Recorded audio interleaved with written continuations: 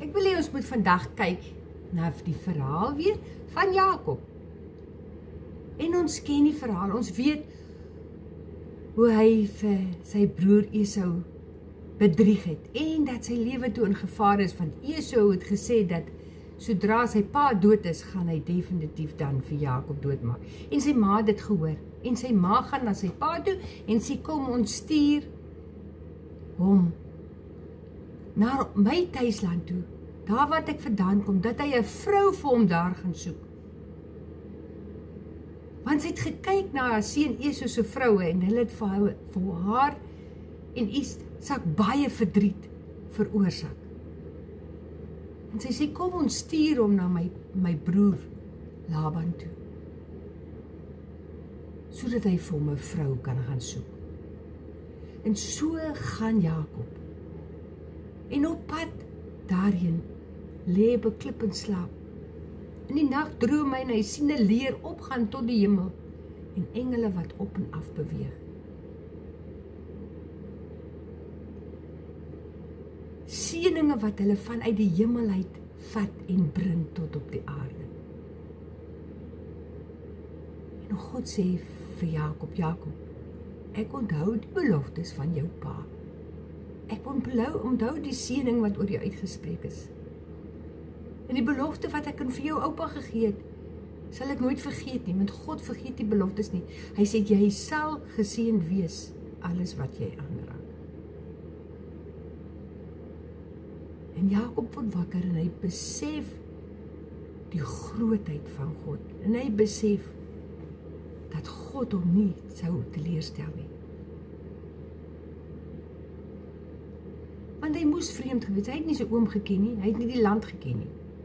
Hy is na 'n vreemde land, in 'n vreemde familie, vervreemde familie. En hy sê, God, ek sal my 10de gee aan u, want ek weet dat u my gaan seën.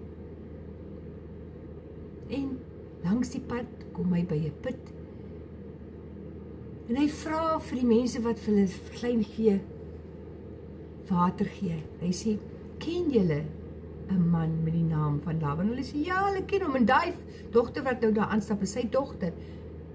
Sy pas sy klein vir jou.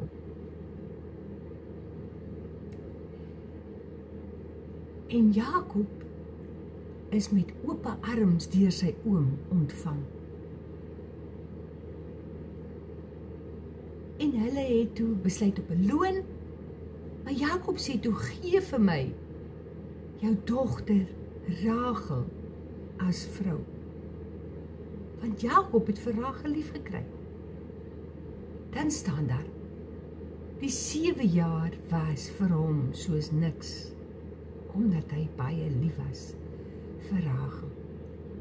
En ons weet dan hoe hy vir sy oom gewerk het vir die 7 jaar, en toe sy oom hom bedrieg in die dag na die troue, toe sy oog oopmaak, toe is dit Lea, haar suster. En sy oom sê, oké, nee, ek sal regmaak, jy kan nog 7 jaar vir my werk, dan kan jy my dogter Rachel kry.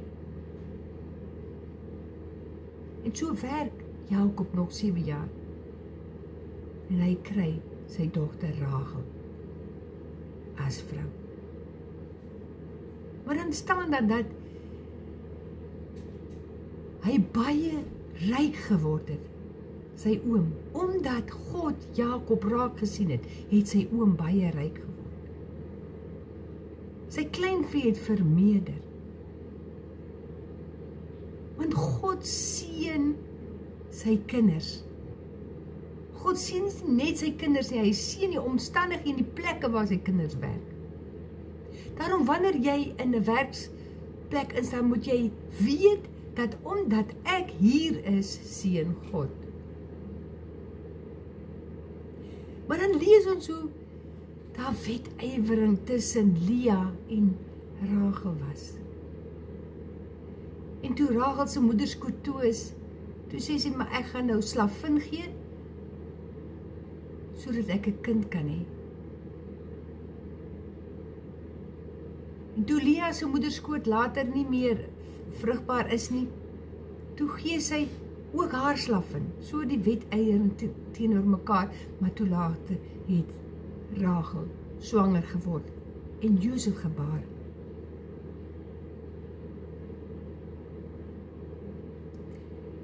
Maar daar kom 'n dag, toe Jakob vir sy oom sê, hy sê, my oom, ek wil ook vir my gesin kan sorg. Ek wil ook my eie kleinvee kan opbou. Gee my tog al die gespikkelde kleinvee en al hulle lammers wat gespikkeld is. En Laban het ingestem. En so het Jakob begin om kleinvee en 'n rykdom op te bou. En hy het 'n tak gevat en in die water gesit van sy oom, van die krib waar die kleinvee gedrink het. En elke keer wanneer daar 'n goeie, mooi kleinvee was, het hy dit in die water gesit en dan het daai kleinvee gespikkelde lammers gebring. En elke keer wanneer daar 'n swak kleinvee was, het hy dit uitgehaal. So het hy baie vermeerder.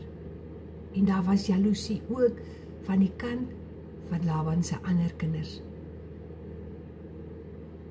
En hulle gesê, hoe kom Jakob dan, 'n vreemdeling uit die verte, hier kom en 'n rykdom opbou wat onsinne is. En Jakob begin agterkom dat ook sy oom Laban sy hart teenoor hom verander het. En hy roep sy vrouens bymekaar en hy sê vir hulle, ek sien dat julle pa sy hart teenoor my verander het. Kom ons gaan terug na my vaderland toe.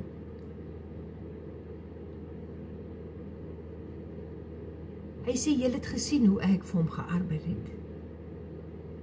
En hoe hy teenoor my gevat. Dan sien ons in Genesis 31 vers 7 sê hy sê, maar hy het my loon 10 maal verander.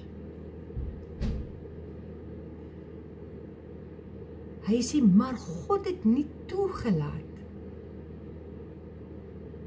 dat hy by my kon vat nie. En is dit nie wonderlik om te weet?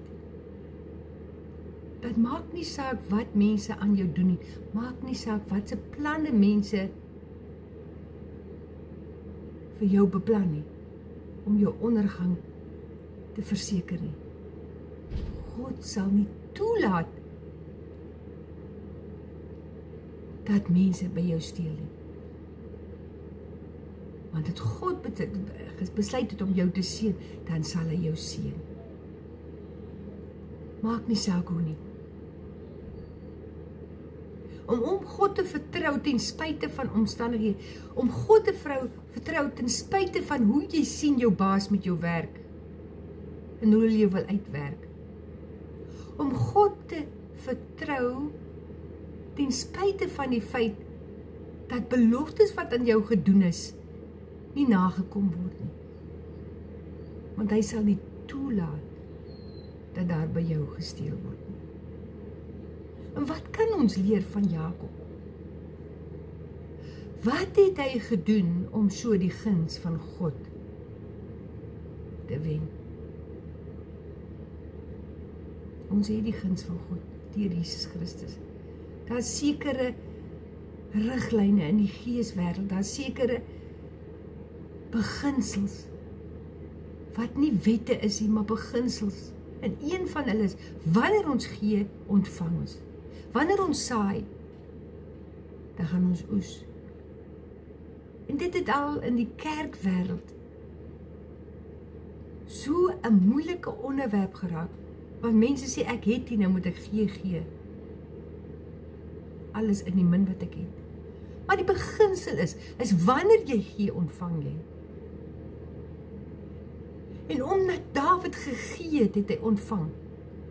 Maar hy het nie net gegee nie, hy was met sy oor op die hart van God, om te luister wat hy moet doen. Daarom het hy geweet wat om te doen met die klein vee en geweet wat om te doen met die drinkbakke.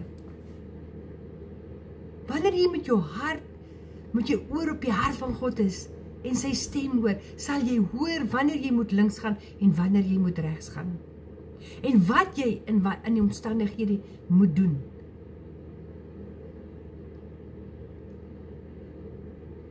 Maar Jakob moes geloof hê op dit wat God vir hom beloof het, dat hy vanuit die hemelseëninge van engele sal stuur om uit die hemelseëninge te bring en op die aarde te gee. Want wat maak ons baie keer? Ons val in vrees en ons kyk na omstandighede. Dit is tyd dat ons as kerk van God moet staan op die beloftes van God en ons oor op sy hart het, om sy hartklop vir ons te verstaan en om te weet dat hy ons God die Vader is, wat vir ons wil voorsien. En hy is God die Vader, wat wil verhinder dat ander by ons steel. En dat ons nie nodig het om te vrees nie. En dat ons dan soos Jakob die vrug van dit kan geniet. En ek bid in jou omstandighede. En ek bid, maak nie saak wat jou Laban is nie. My gebed is dat God jou sal seën, jou grensgebied sal vermeerder, en dat jy net meer en meer sy hart sal ontdek, en sy liefde vir jou. Amen.